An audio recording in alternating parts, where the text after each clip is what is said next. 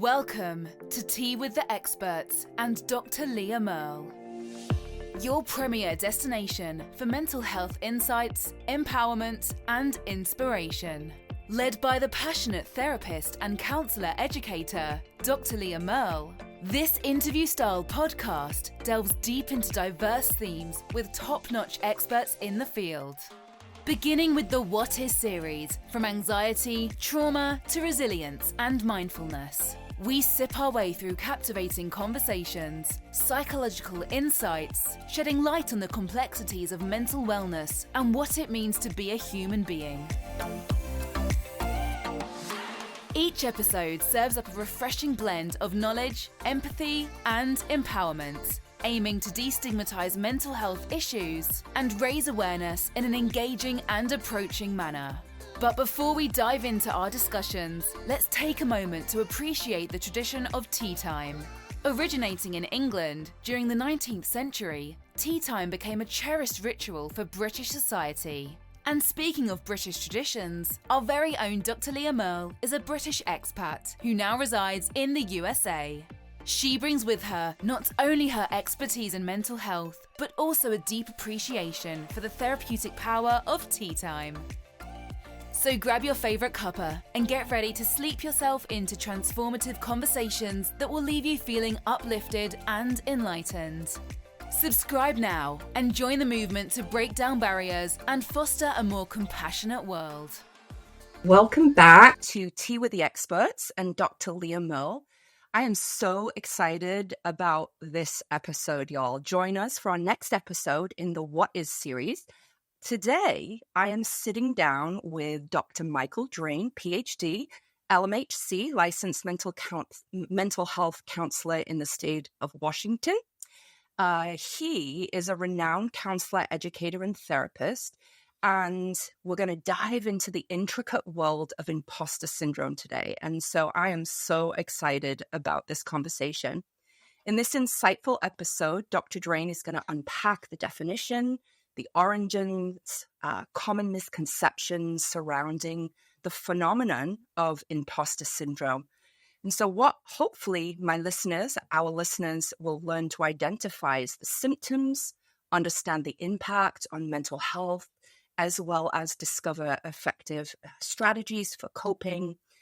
Dr. Drane also shares valuable advice for leaders, business-oriented folks, entrepreneurs, mentors, and he really tries to examine the role of societal and cultural factors and really highlights inspiring success stories. So Michael, as I call him, Dr. Drane, his approach integrates cognitive behavioral therapy, emotional focused work, as well as systemic theories to help clients that he works with understand and validate conflicting parts of themselves. He shares that his therapeutic goal is to bring insight and inner peace, strengthening one's inner nurturer for the better of self-understanding. Michael graduated with honors from Arizona State University with a bachelor's in psychology, and then he went on to earn his master's degree in clinical mental health counseling from Adams State University in 2015. Since 2008, he's specialized in serious mental illnesses such as schizophrenia, bipolar disorder, conduct disorder, psychopathic behavior. He's also previously hosted the successful Dr. Psycho podcast. That was in the past. And I'm sure he will tell you a little bit about his upcoming podcast as well in the future. So I'm super excited about that.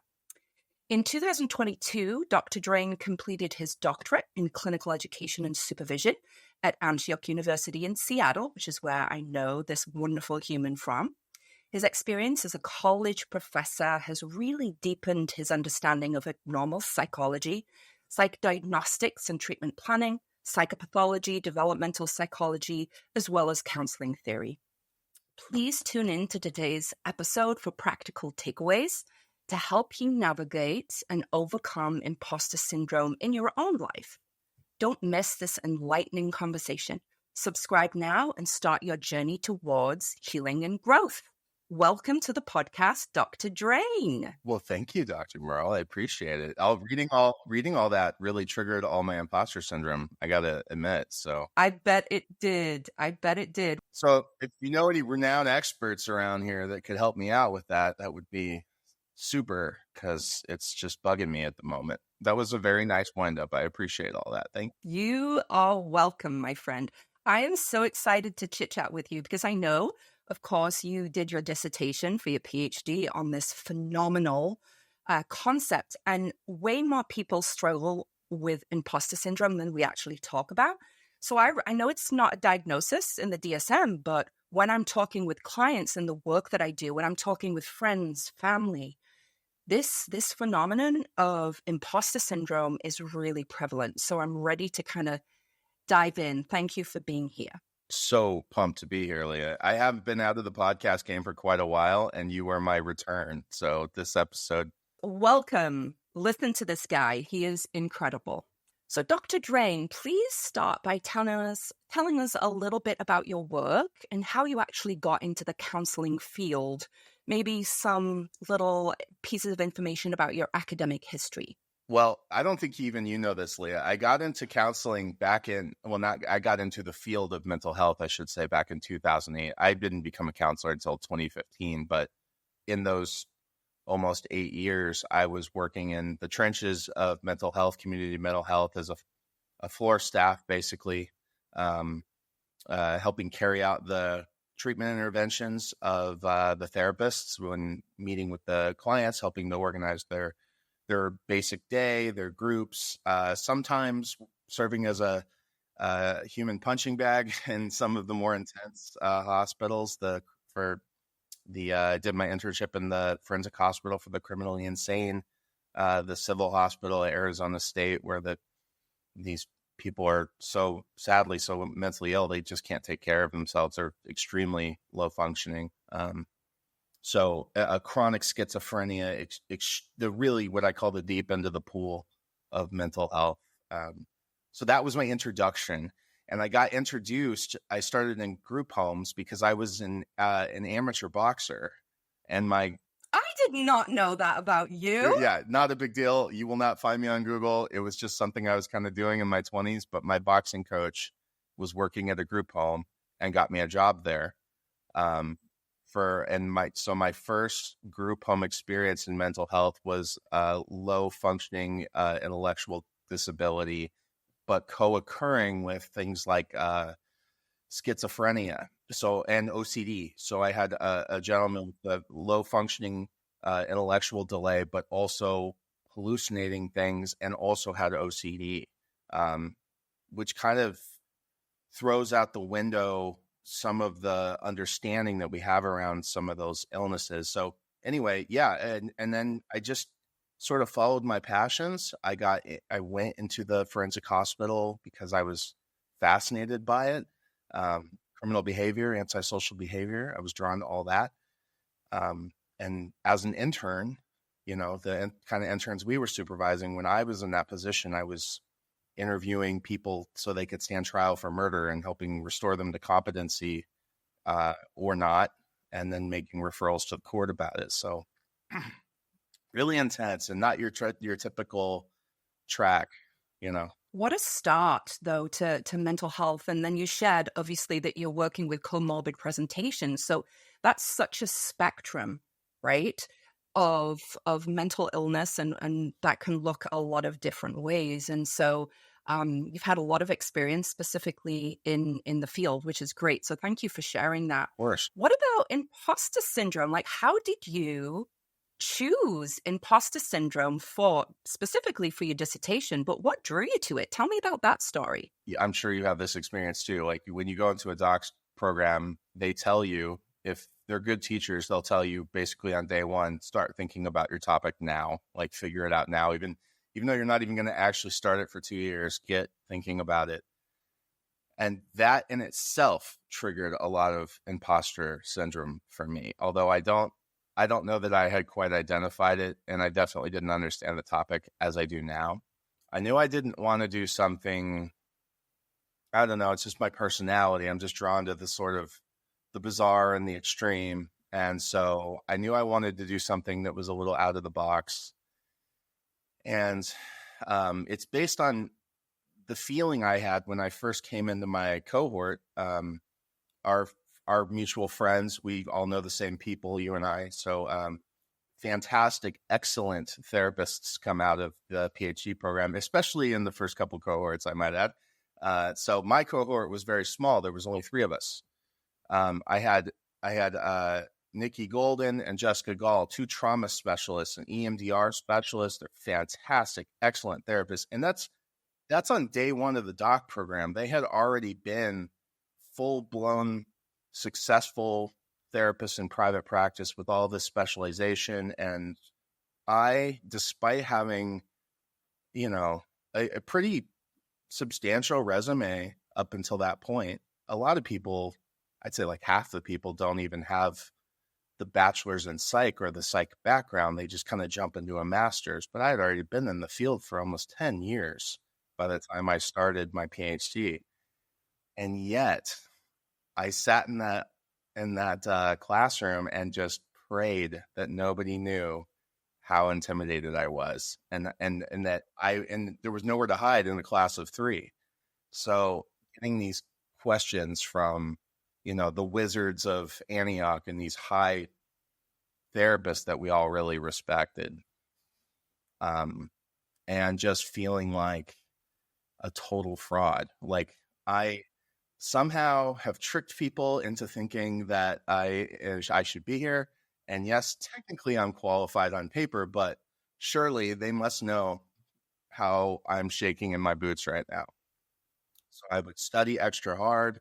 I would go home and kind of reel with anxiety about the homework assignment or my writing abilities. I remember one of the first papers I wrote just got rightfully kind of torn to pieces because the quality was so bad. And so from that early experience in the PhD, I started to think, well, what about imposter syndrome? What if I talk about this?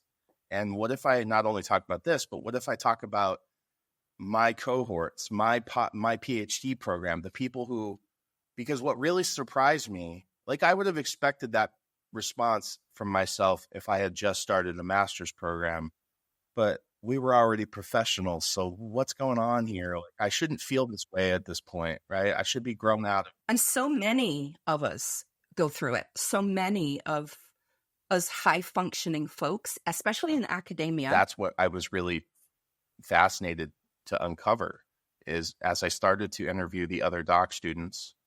My dissertation is specifically on the CES students across the United States in our cohort, but other parts of the country too. And I was relieved and fascinated to learn that everybody felt this way, even at our level.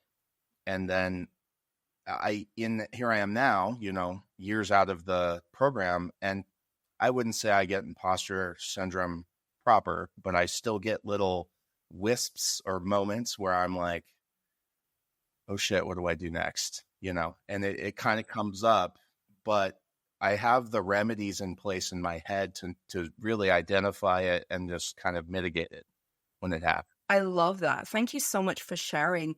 I can identify with that so much. I mean, we do similar things, out in the field. We have different niches, but I remember that first experience of joining the doctoral program and being with these amazing, brilliant people. I mean, I was in the first cohort at Antioch, as you know. The people that I was working alongside, they were all faculty already. They were all faculty at Antioch. So some of them had taught me before in my master's program. So that experience, like Michelle, Danny, those folks, they had all kind of been some part of my master's program. Lisa Ruddock. I took Lisa Ruddock's attachment theory class in my master's, which now it just blows my mind. Like, I feel like, oh my gosh, I've learned from the best, really. But, that was an experience. I just remember my first paper, like you said, I won't say the faculty who absolutely ripped it apart, but probably the same one that ripped mine apart. Yeah. Probably the same one. But rightly so. right? Rightly so. There was a lot that I had to learn, and the feedback was real, and it really I share that it taught me a lot about who I am as an individual and what I want in life and what I didn't want in life. Like, it really kind of broke me down and then built me back up, the whole process. Yeah, that's a great way to put it. It's a kind of military indoctrination in that way. They build you down and they build you back up. Yeah, totally. Well said. It's true, and it is intimidating, and a lot of us really experience it. I'm wondering about, you've told us about the journey of how you decided to research imposter syndrome, but can you, for our listeners, define what imposter syndrome is, and maybe kind of share some common misconceptions about it? Yeah, sure. The baseline theoretical idea for what imposter syndrome is comes from work that started decades ago in the 70s, when they were looking at these two researchers, female researchers, Clancy and Imes, and they started to look at high achieving women in the 1970s, mind you. So this is a time when gender is much more stratified, and a high achieving woman in a work environment is much more of a phenomenon, and you can imagine the pressure that those ladies were under, right? So from there, if you were to get back in time and in a time machine and go back to then and talk about imposter syndrome, you would be talking about it through a lens of, it's something that impacts women. Well, no, because over the yes, but also everybody else. Over time, they start interviewing nurses and grad students and professionals, and there's even been a few research projects around counselors, therapists, and now it's becoming more and more universally recognized. And I swear I've never talked to somebody who's been like, "Oh, I've never felt that way." It's such a universal phenomenon that you don't know, but you have already experienced it. I'm almost certain. So there's three main symptoms for what imposter syndrome is. Number one is a sense that you will be perceived, and I'll use myself as an example to kind of give some context. This sense that you will be perceived as a fraud.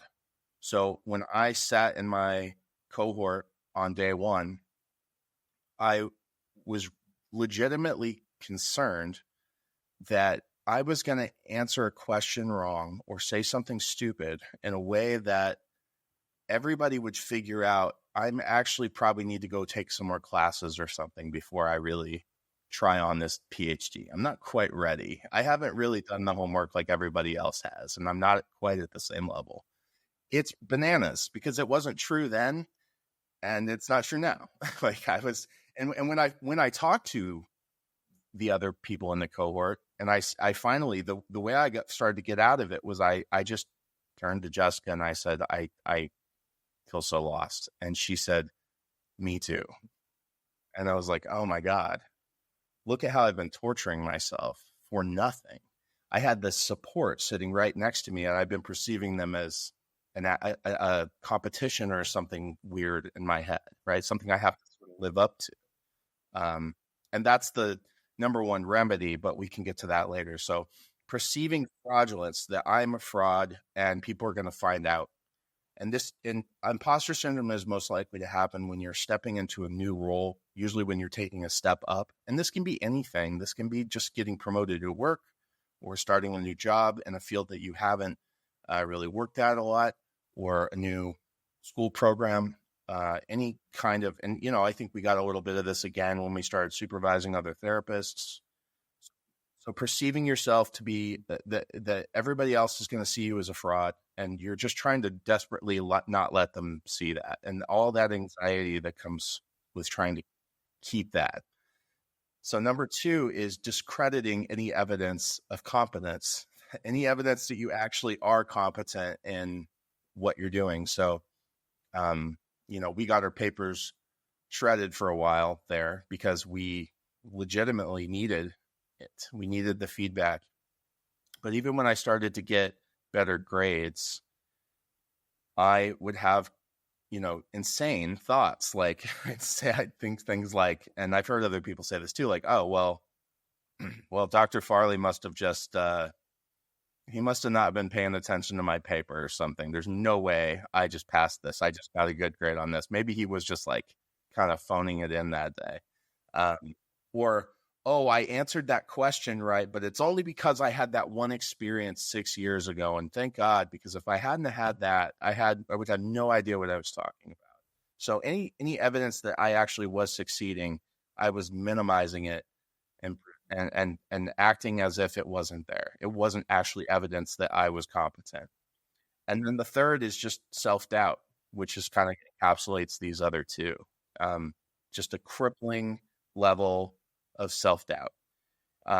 All this would be bad enough. It sounds like a terrible experience, but it actually winds up impacting your work. And that's the other thing I found out when I started interviewing doc students. We are in a position where we're training other therapists. So not only are we impacting the therapists we train, but we're also impacting the clients that they see. We're at the top of this pyramid, and our work shoots outward to multiple people that we probably will never even meet. And we're saying commentary and on their life and advising these counselors in ways and just hoping it works. But if you're crippled with imposter syndrome, you are second guessing yourself. We know the brain's ability to hold logic versus emotion. We can't hold both of those things. We're either logical or we're emotional. So that's to say, the more anxiety you have, the more imposter syndrome you have, the more intellectual space you have to be functional in your job. So when it comes to educators, the people that you're relying on to teach you the things, if you have imposter syndrome, then that's a really bad place for your professor to be, I'm just thinking back to those times. It feels like a distant memory because I know we were kind of a couple of cohorts apart. We were one apart. You were one and I was one. That's right. That was right.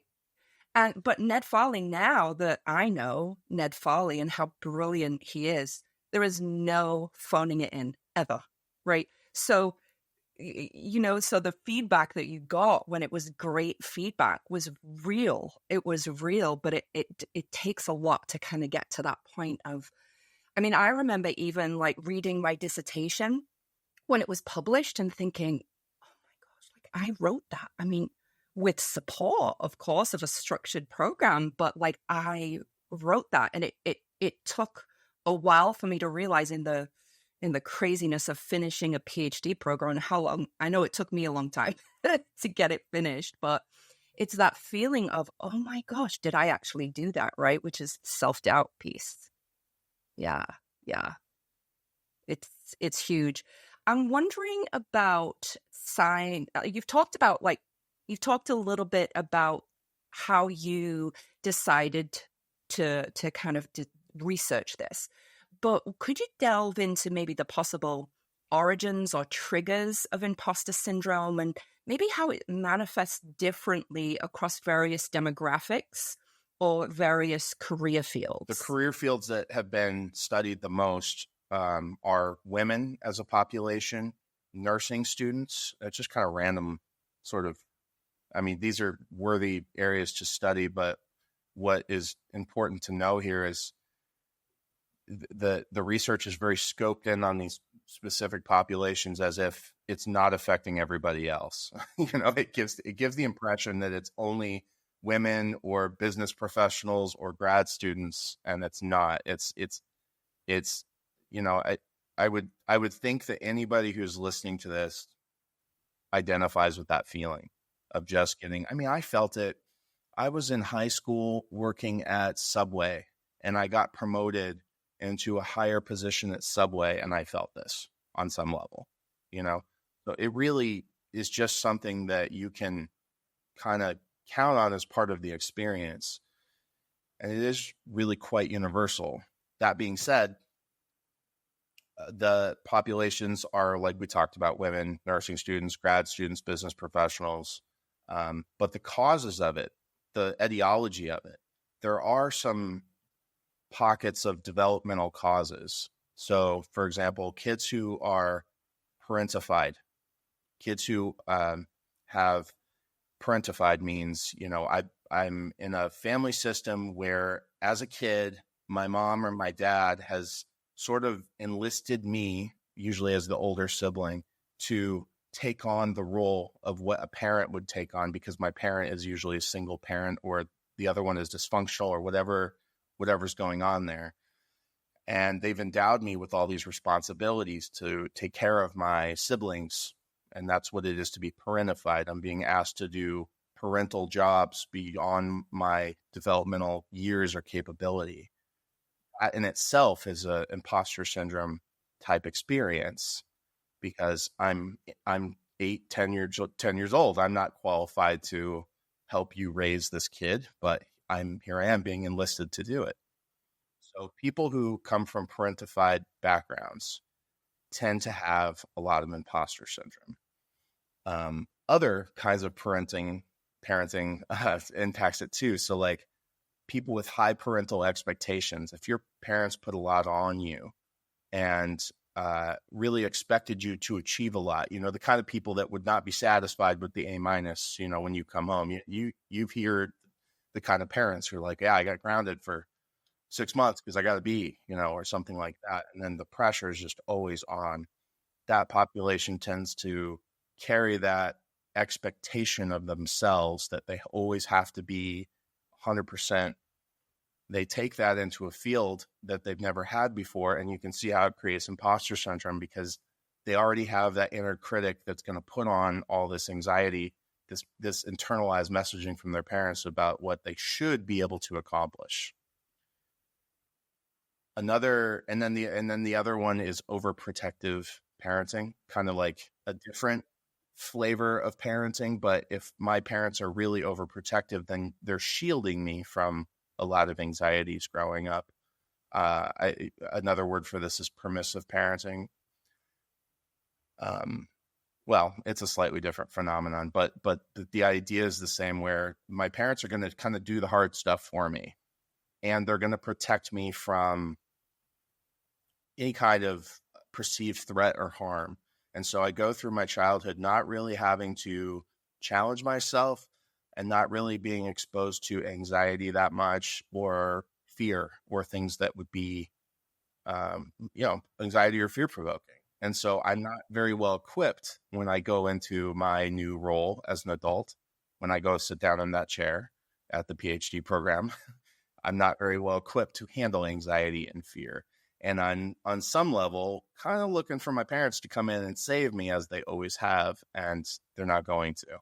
So parentified kids who had really high expectations put on them, and kids who had really overprotective or permissive parents tend to be, in my research, 3 areas where if you were raising a kid from scratch and you were really wanting them to not have imposter syndrome, or any kind of anxiety for that matter. That's so good. And I'm sure many people can identify with this.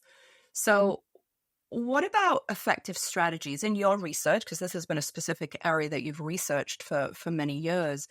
Have you come across any effective strategies or interventions for coping with imposter syndrome if one is struggling with this? I mean, yeah, the main and best intervention is also sort of,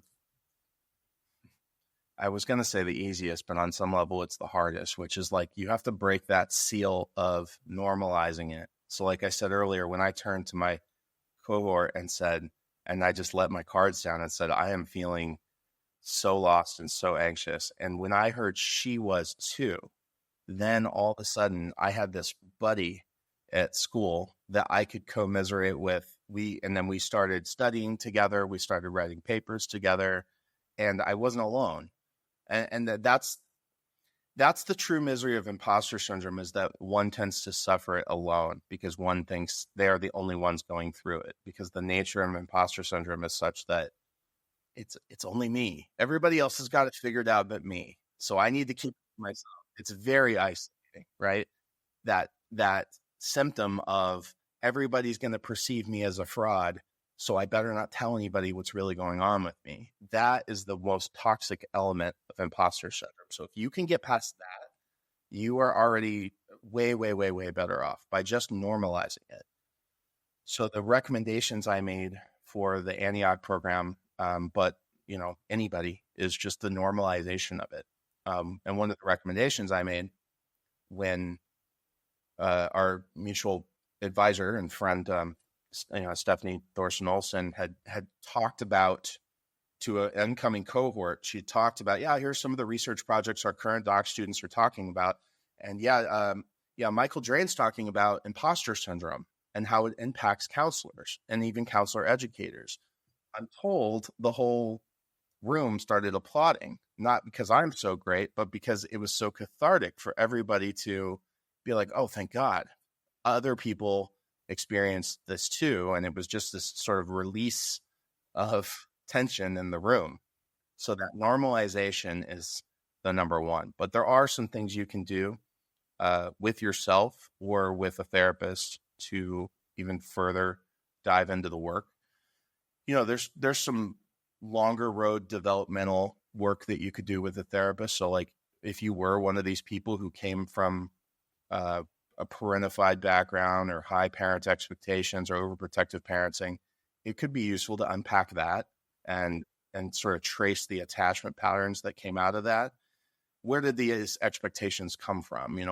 What anxiety voice have I internalized? A lot of times then the anxiety in our head and the self-criticism in our head is internalized from early caregivers and messaging, so if you can unpack that and it can let a little pressure out to differentiate yourself from it and realize where it comes from. More immediate impacts, strategies, they've done, I don't know. I don't want to dunk on CBT. I love CBT. I use CBT. It's also sort of like your generic standard, intervention for most things. And it's very useful. And that's where the research has been, cognitive strategies like, well, let's reframe that thought.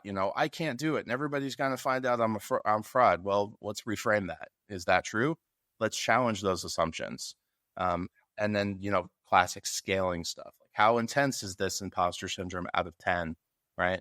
And so that you can check in with and then I would take that, although it wasn't in the research, I would take that to a mindfulness-based CBT strategy where I'd ask them to check in with their body, notice where that anxiety shows up, and all that to build awareness so that they can watch the imposter syndrome decline over time. And it's easy to do when you're rating it, Not in the research, but what I personally use is more along the lines of internal family systems theory. So mixed with CBT. So that looks like we all have a critical voice in our head. We all have somebody who's beating us up, telling us we're not good enough, or that we should be doing X, Y, and Z, or, you idiot, why didn't you do X, Y, and Z? And how toxic that voice is depends on usually how toxic the messaging of our childhood was. So in addition to understanding that, using IFS to notice the critical manager when they come up, noticing that voice, and then over time changing that relationship. Okay. Over time, changing that relationship to from a critical voice to a coach, a motivating voice. Because the thing is, we don't want to cut these parts off. The goal is not to get rid of this critical voice in our head. It's to realize that this voice is actually trying to help us in some way. It's not helping us. It's helping us in a dysfunctional way, but its intention is to motivate us. So how can this voice motivate us better? What's a healthier way for it to talk to us? And reworking that relationship. And sometimes you have to go back in the childhood to kind of unpack that. But sculpting that relationship into something healthier can really help. Imagine if you're sitting with imposter syndrome and you're sitting there in the middle of it and you're in the moment, and in one universe, you have a voice that's saying you're going to fail. People are going to find out that you are a fraud. You need to get out of here. Well, that sucks. Or this other universe where it's like, hey, I know how you're feeling right now. It makes sense that you're feeling anxious. This is something new. I understand. We've been through hard situations before. We're going to get through this too. I love you, something much, much healthier. And all of a sudden you're having a different experience. Yeah. Wow. That's so profound because most people, I'll say not everybody, but most people have that critical voice, and it can be really disparaging.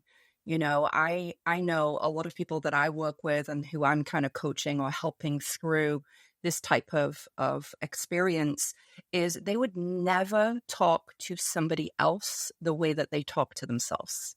That internal voice, like they would never say the things that they do to themselves to somebody else, whether they love them or if they're in a work relationship with them. It's this thing that is like such an internalized experience. Right. And identifying that, especially if like they have a kid or something, I like to use that and be like, is this how you imagine saying this to your kid?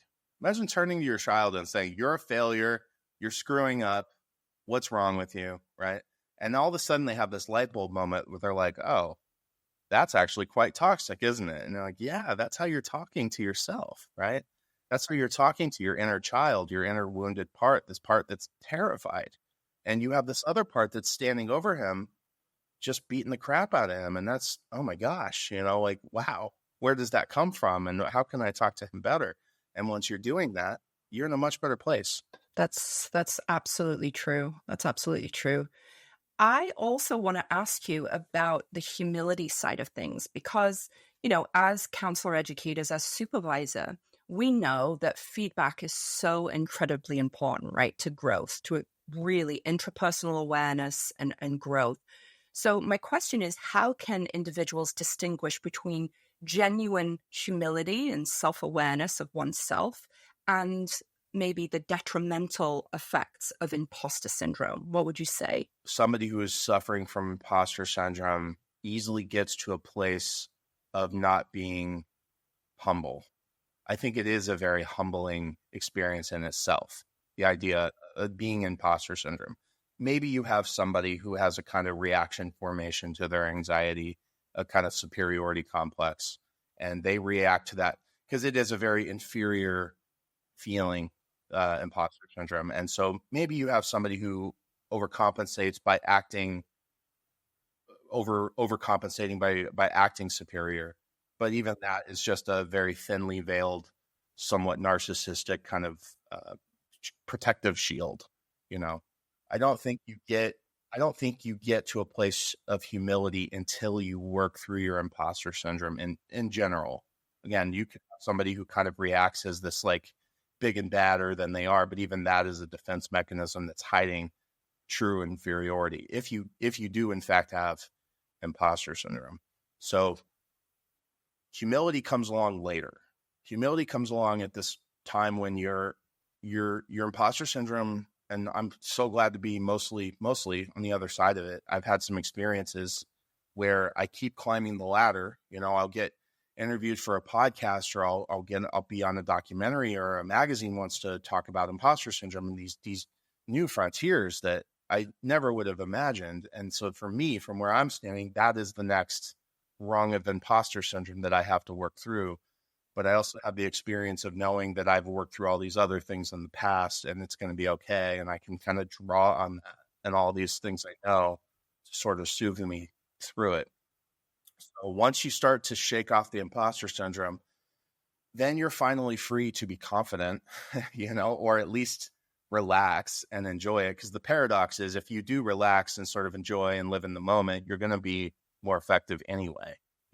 If I came onto this podcast riddled with imposter syndrome and I'm in my head and I'm second guessing everything I say, well, then the paradox is I am probably going to do worse in the interview than I would if I could just relax. And even if I didn't know the answer, I'm still in a better position to just relax. Right. So once you shake off the imposter syndrome, then you get the confidence. And then, at least for me, there was this sort of high that I got to ride on for a long time where I was like, okay, I know my stuff. And then, students would ask me questions and I'd have the questions. That's another teaching classes is another really like breeding ground for imposter syndrome too. You're standing in front of a class and somebody asks you a question and you're the expert, you're the sage on the stage, and got to know the answer, you know? But once you get past all that and you realize, well, I'm not always going to know the answer, but I know how to roll with not knowing the answer. And most of the time I am going to know the answer, right? Once you get to that place, then you can get confident. And then, I think the task there is to stay humble and to remember what you went through and the origins of your anxieties, and to keep the empathetic thread that other people are going through that too. And I think therein is the humility. Well said. I remember, really well said. I feel it's all this imposter syndrome I'm just working through right now. I know, I hear it, I feel it, I see it. It's okay, friend. But I'm thinking about teaching specifically. I mean, that if you're a teacher by nature, there's this level of high, right, that you get, like these endorphins that you get if you're in it. But also the other side is you can't possibly know everything about everything. Yes, you're the expert. Yes, you're the I used to hate that term as well. I'm not a sage on the stage. I don't know everything. But in some ways that's also protecting yourself from being an imposter, right? Is saying like, I can't possibly know everything. So I'm thinking about phenomenon of imposter syndrome, Michael, and I think about the impact that it can have on somebody's mental health or maybe overall well-being? And if so, how can they seek support or treatment? The biggest support you can get is to tap into people who are going through the same experience as you, or who have gone through the same experience as you. So I would say reach out to a mentor of somebody who has come through that same training program or school program or job promotion or whatever it is, and drawing on them for their support. I would really love to see a mentorship program. Well, that was one of my recommendations at Antioch, where like the third cohort can buddy up with the first cohort and help them through that first year and kind of talk about, it's okay, I felt this way too, and like, here's how you get through it, and this is going to go away. And, all of a sudden, like right there, you can see how that would make a huge difference. So not group therapy per se, although that wouldn't be a bad idea, but anybody you can surround yourself with who understands what you're going through and the normalization of the way you're feeling. And then I think the second, not less than, but the other intervention would be to get a good therapist who knows how to explore and unpack these internalized mechanisms. What messaging did I get as a kid? How did my parents set me up to kind of feel this imposter syndrome or not? As we said, helicopter parents and all these different kinds of parenting styles can produce this sort of thing. Other things gifted populations, like things you wouldn't expect. Like if you were really gifted and you're really used to succeeding and getting the A, you're more likely to have imposter syndrome. It's something you wouldn't normally expect.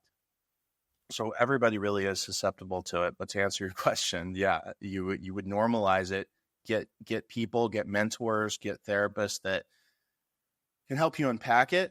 Hopefully that therapist is open enough to disclose that they've probably had it too, and this is a normal part of development, and it's going to be okay, and it will go away. That is so good. I remember friend of mine, an acquaintance turned friend of mine at the beginning of the master's program, had said to me, with what I was struggling about, find your tribe, Leah. Like, you need to find your tribe. And so throughout the master's program and then into the PhD program, that's what I did. I found my tribe. And that is the essence, I feel, of what you're talking about, like your people around you. And then you journey through it with somebody else. You're not in isolation. And then you build this sense of resilience as you kind of walk through it, right? But you have to have other people like alongside you to be able to kind of mirror your own personal experience. It's possible to get out of imposter syndrome on your own, but it's a much harder road. So, and the whole time you're suffering with it, you are debilitating your ability to learn and your ability to perform in whatever it is you're trying to do. No, that's Very, very true. What about like in our field, like either supervising or counseling or mentoring roles, or even, we've been in leadership together as well in a company. What advice would you offer for individuals to recognize addressing imposter syndrome in their teams, in their clients, or in their people that they're mentoring? It's interesting you say that because it was just yesterday. I met with the team of therapists that I supervise, and I busted out my dissertation research, and we all had a conversation about imposter syndrome. And I was reading for them point of view, they're associate level therapists. They're not newbies, but they're not quite seasoned yet either. There's still plenty of imposter syndrome. And my attempt was, because I have quotes in my dissertation from people who are at our level, Leah, they're college professors, they're supervisors, they are on paper and in every way you can imagine the leaders in the field and the experts, and the associate levels and the interns look up to us and expect that we are on the other side of whatever it is they're going through. We must not have imposter syndrome is what they assume, right? Who assumes that Ned Farley has imposter syndrome, right? But he probably did at some point. Maybe not now, after 30 years of doing it, but at a certain point, it goes away. It doesn't last forever. But the point is, like, no matter how high up the ladder you look, they have it too, right? Or at the very least, they have experienced it at some point at their level. When they got promoted, every time you climb the ladder, you kind of get a fresh dose of imposter syndrome that you have to work through. So I was trying to normalize it to this team of associates by reading these quotes from college professors, people who could have been teaching their classes, and these quotes from these doc students saying, "Oh my God, I am just suffering so bad from imposter syndrome. I question myself. I second guess myself. What if my supervisees ask me a question that I don't know the answer to?" One person said, I have nightmares about standing in front of the class, and they ask me a question and I don't know the answer, and I'm just that paralyzed moment of what do I say? They have actual nightmares about that. And you could see the relief kind of unfold in this group of associates, because they were like sort of shocked and relieved to hear that, yeah, even at this level, you have it, you have to climb the next rung of the ladder, and you have to kind of stay in that, sort of acclimate to it like a hot bath or something. You have to kind of sit in it long enough, and it sort of goes away with experience and time. But how you approach the imposter syndrome drastically shapes that experience. That's absolutely. I love that analogy that you used about the hot bath. But I'm gonna steal that. Yeah, you can have that one. Thank you. I'll take it in my pocket, in my toolkit of analogies. I love that. But it's true. It's this experience, right? That people look at you. I mean, supervising, right? I can tell you, supervising is one of my most favorite things to do for a living. Like, I love supervising. I love the camaraderie, the teaching element, but also the realization that it's okay not to have your shit together, right? It's okay to not know everything. It's okay to learn and grow and lean into this, right? Celebrate when you are an expert at something. That's fantastic. But also it's this level of growth, and it's the experience. It's growing and learning. So I think you really touched on that really well. It's something I think you and I have talked about before. I'm much more worried about the student that acts like they have no questions and everything's fine. I'm much more worried about them than I am somebody who's like, I am drowning in my own anxiety. I can't breathe. I'm that person I can work with, because they're right where they should be in a way. The person who acts like they have no questions and there's nothing to say, nothing to look at over here, that is somebody who's not letting me in. Like, clearly you have questions. There's no way you don't have questions, because I've been you and I know you have questions because I had questions, and you don't know everything because I don't know everything. But you're acting like you don't have questions. You're asking like there's nothing wrong.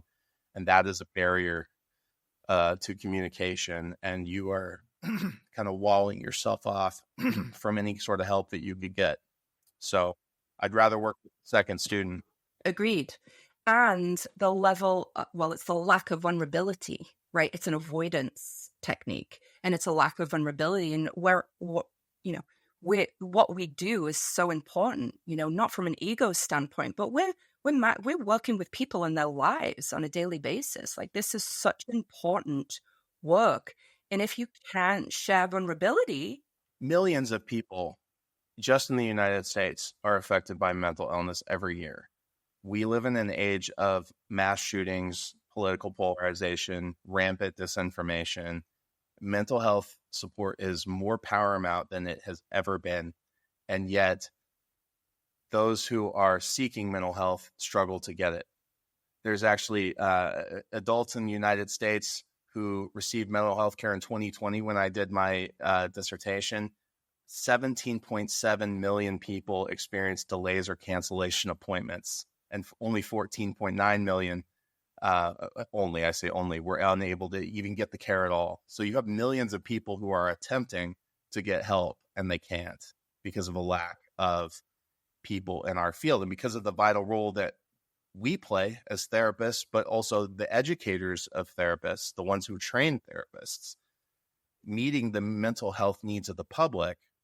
We have to be competent and confident in our own practice and what we're doing and what we're teaching to other people. So counselors, educators who are responsible for the training and the supervision of these future counselors, I really take that seriously. I think we act as a kind of bulwark for the quality of the mental health profession itself. And so it really does trickle down our competence level, and imposter syndrome is in direct opposition to that competence. It trickles down into me, to my supervisee, to whoever that person's trying to help. It could be somebody suicidal. It could be somebody going through something terrible. And the decisions that are made through that chain of command will drastically impact the outcome. So it really is important, truly, because we're dealing with people's lives. We are. It is. I couldn't have said that better myself. Fantastic. What about cultural roles? What about cultural factors, societal factors? How does that contribute to the prevalence of imposter syndrome? Are there, I talk about systematic change all of the time, but are there any systemic changes that maybe could help mitigate its effect? Yeah, I think the broadest thing I can say about cultural factors is that the more one is out of the less I am part of the culture I'm going into. So for example, they did a quantitative study of Chinese adolescent students who were gifted, smart people, but despite being gifted on paper and in their grades, they actually feel inferior to their other cohorts. And it's because of the assumption is that there's a cultural gap there. I'm smart enough, right? But I feel like a fish out of water because I don't quite blend in with everybody else. So the more misaligned you are with the culture you're existing in with this imposter syndrome, the more prone you are to imposter syndrome.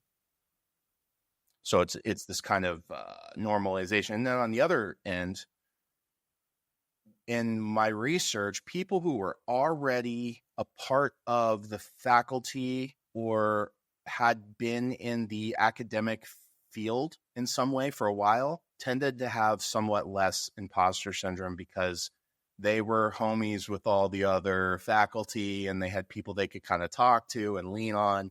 And in a sense, they were tapped into the culture of academia. So therefore they had more support. So I think the more out of bounds you are with your culture, the less apt you are to have the support you need. I think about my experience as a faculty member and the beginning in comparison to 5 years into teaching. It's a big difference. It's a learning curve, but also the society around me or the culture that I was in, it builds confidence. It builds confidence in your own skill set. And the more you do something, the more you become practiced at it as well, right? So, yeah. What about key takeaways? Like, if you can kind of boil it down to key takeaways or actionable steps that listeners can implement to better understand and navigate imposter syndrome in their own lives.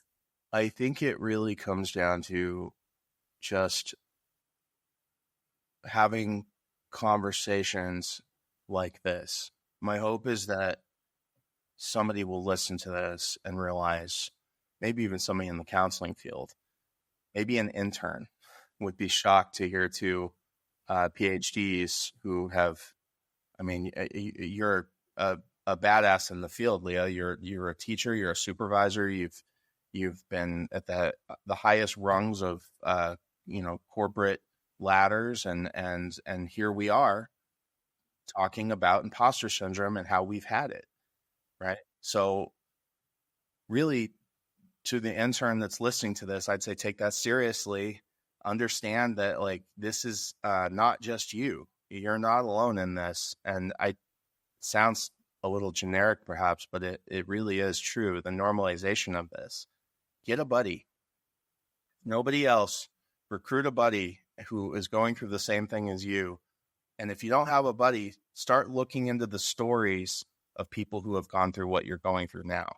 And thank you for that feedback, Michael. I really appreciate it. But I think the normalization, the more we can share with our interns, the people that we're teaching, they know that because it's a relationship of connection and trust, right? So the more that they can really understand that we're modeling and normalizing this phenomenon, and it does pass. It does pass eventually, hopefully. It passes and then it comes back, and then it passes and it comes back. That's the truth. Like, I don't want that to be true. I'm just telling you that it's true. You'll get used to the level you're at, and it will pass, and then you'll get promoted, or you'll go into a PhD or some higher level. You'll become a supervisor or a teacher, and then it'll come back, and then it'll pass again. And every time you climb up the ladder a little bit, it comes back and it passes. But step back and understand the meta perspective of that. Understand that that's part of the process.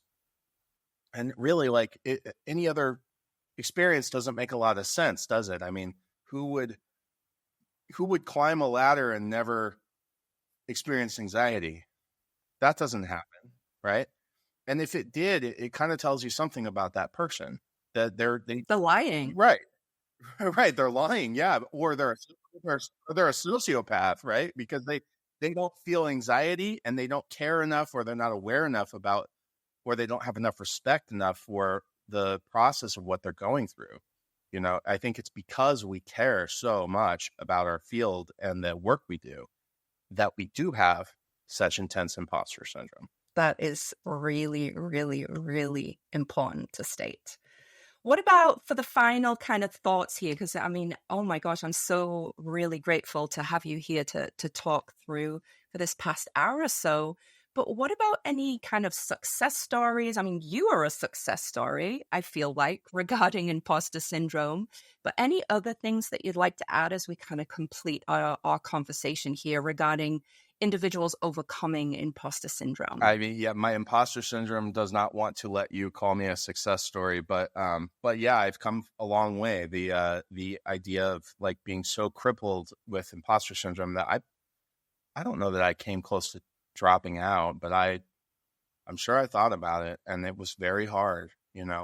Imagine what that version of my life would have looked like had I done that, had I succumbed to this. And now here I am doing interviews about the very thing I was suffering from. So, the success stories I see happen all the time, and with supervisees and students, it's almost just kind of part of it. And I really try to get it out right away. I'm like, look, if you're terrified right now, I understand.